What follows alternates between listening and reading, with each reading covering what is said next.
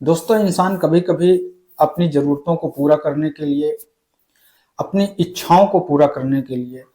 किसी ऐसे मोड़ पर निकल जाता है, किसी ऐसे राह पर निकल जाता है जहां पर वो ये फैसला ही नहीं कर पाता है कि आखिरकार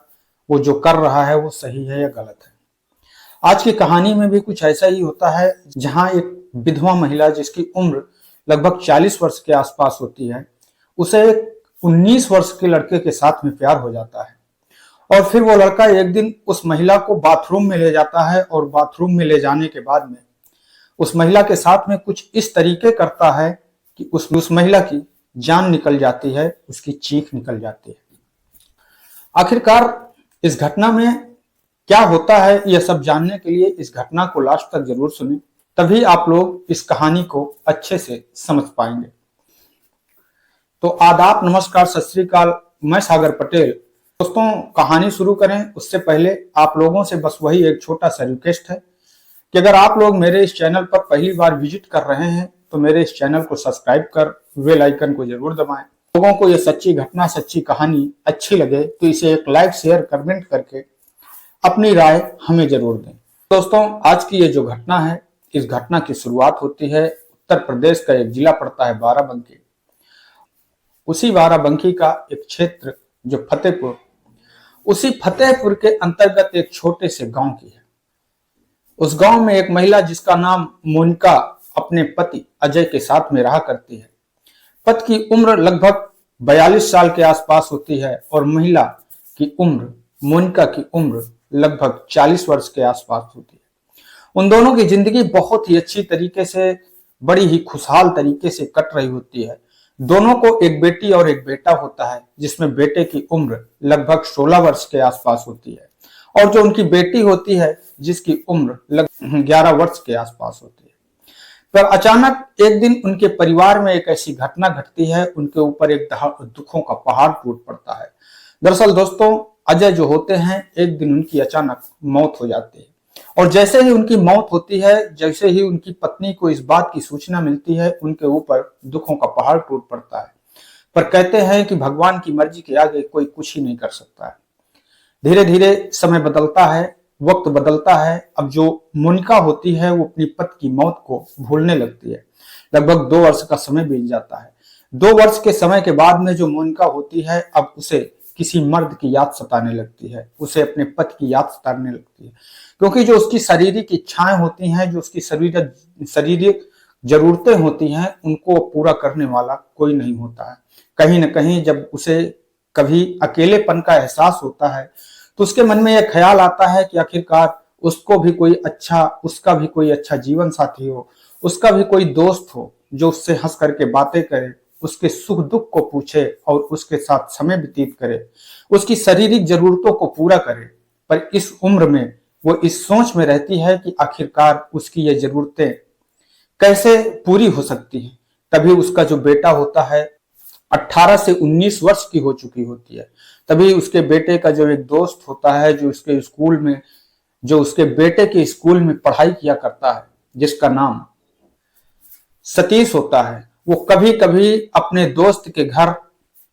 मोनिका के घर आ जाया करता है। अब जैसे ही जो सतीश होता है वो मोनिका को देखता है,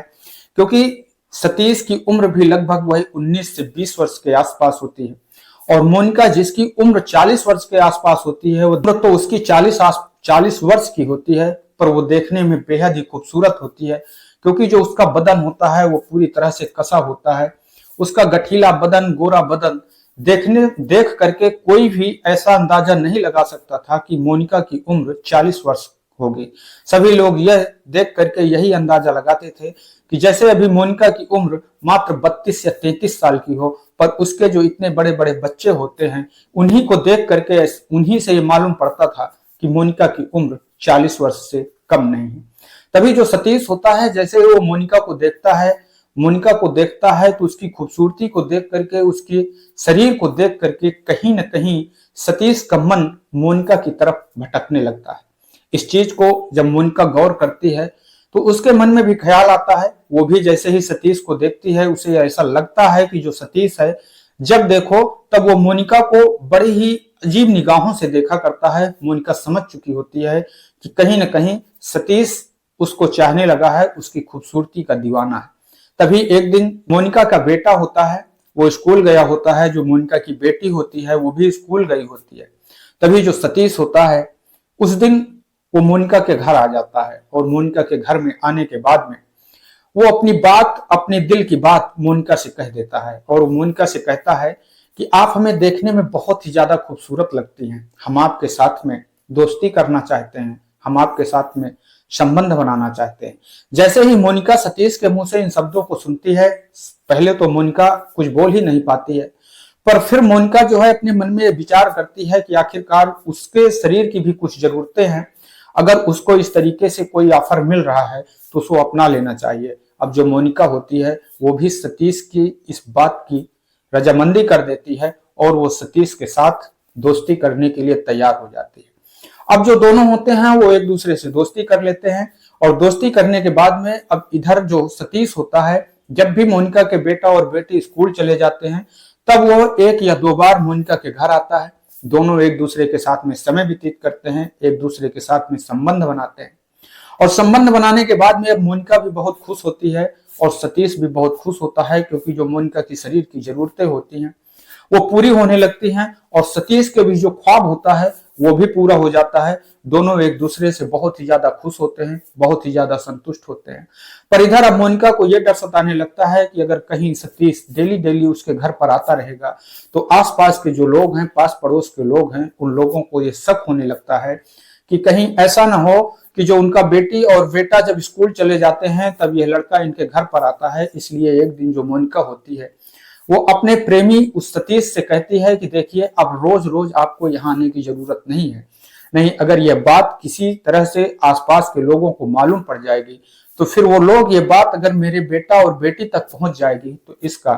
खामियाजा शायद बहुत गलत हो सकता है। मैं आपको मना करती हूँ, इसलिए मैं आज से आपको ये कहती हूँ कि आपको अब मेरे घर आने की जरूरत नहीं है। अगर हम लोगों को मिलना होगा तो हम लोग कहीं बाहर मिलेंगे। तभी जो सतीश होता है वो कहता है कि चलिए ठीक है। एक दिन अचानक जो सतीश की माँ होती है वो अपने मैके चली जाती है, और जैसे ही वो अपने मैके चली जाती है तब जो सतीश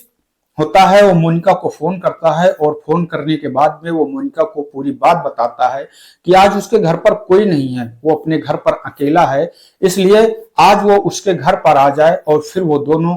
एक दूसरे के साथ में मस्ती करेंगे। अब जो मोनिका होती है जैसे ही सतीश की बात को सुनती है वो खुश हो जाती है, और अपने बच्चों से ये कहकर घर से बाहर निकलती है कि वो मार्केट जा रही है, किसी काम से जा रही है, और वो शाम तक वापिस आ जाएगी। और उसके बाद में वो सतीश के घर जाती है, और सतीश के घर जाने के बाद वो दोनों एक दूसरे के साथ में संबंध बनाते हैं।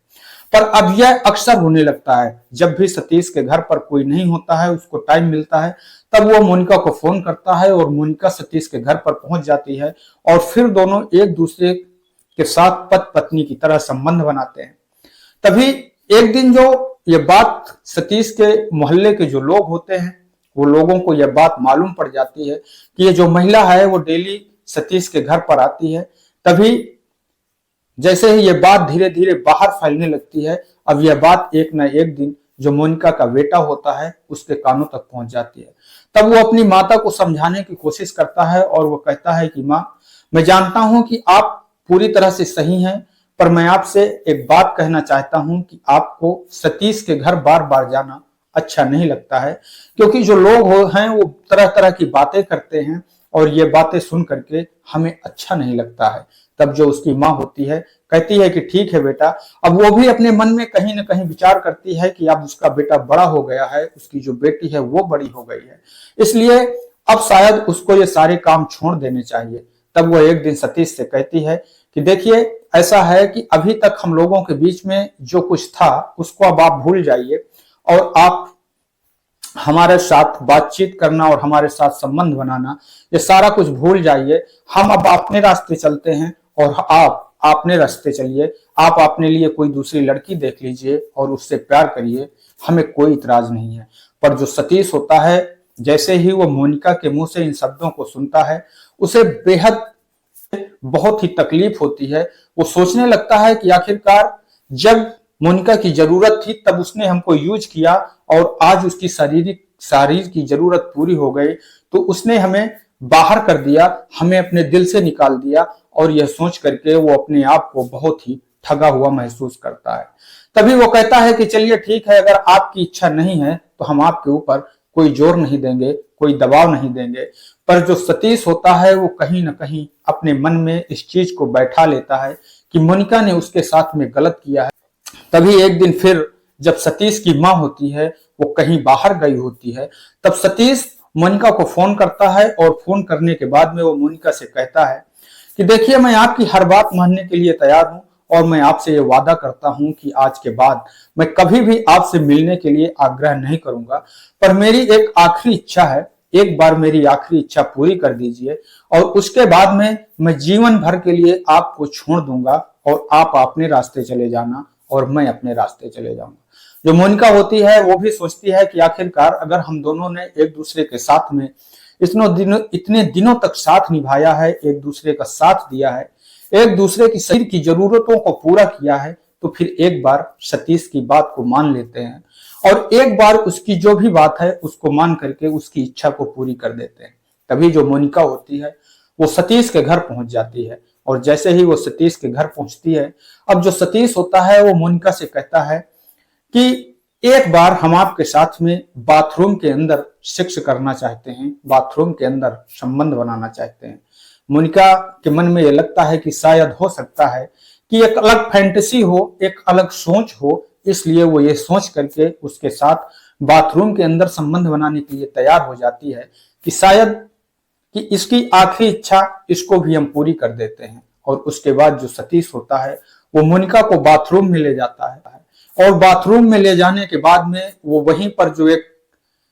गड़ासा होता है जिससे कि चारा काटने का काम किया जाता है, वो उसी गड़ासे से वहीं पर मोनिका के ऊपर कई वार कर देता है। मौके पर ही मोनिका की दम निकल जाती है, उसकी सांसें टूट जाती हैं, और उसके बाद सतीश बहुत ही बुरी तरह से डर जाता है, और वो तुरंत अपने घर को छोड़ करके वहां से भाग जाता है। पर जो अब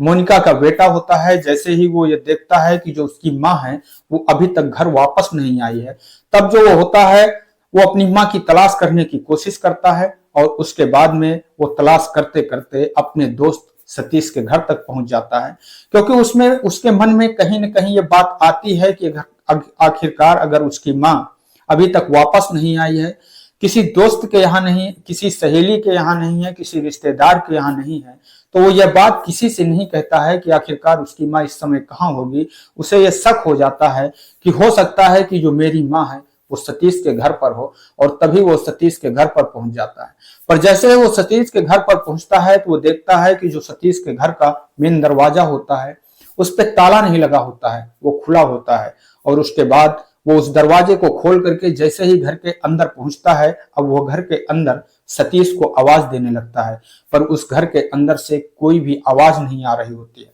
तभी वो उस घर के और अंदर जाता है, और अंदर जाने के बाद में है जो आंगन में बाथरूम बना होता है, उस बाथरूम का जो दरवाजा होता है वो खुला होता है। और जैसे ही उसकी नजर उस बाथरूम के दरवाजे के अंदर पड़ती है, वो देख करके उसकी चीख निकल जाती है, और वो देखता है कि जो उसकी माँ होती है वो वहां पर मृत हालत में पड़ी होती है। मोनिका का वो बेटा तुरंत पुलिस को फोन करता है, और फोन करने के बाद में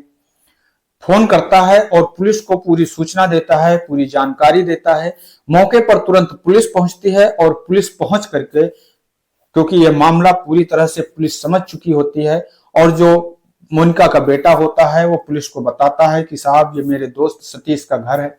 मेरी माँ कभी कभी सतीश से मिलने के लिए यहाँ आती थी, और उसके बाद में पुलिस जो होती, और उसके बाद जो पुलिस होती है वो सतीश को तलाश करने की कोशिश कर देती है, और कुछ ही देर में सतीश को गिरफ्तार कर लिया जाता है। सतीश को गिरफ्तार करने के बाद में पुलिस जब थाने पर सतीश को ले जाती है, और थाने ले जाने के बाद में जब उससे पूछताछ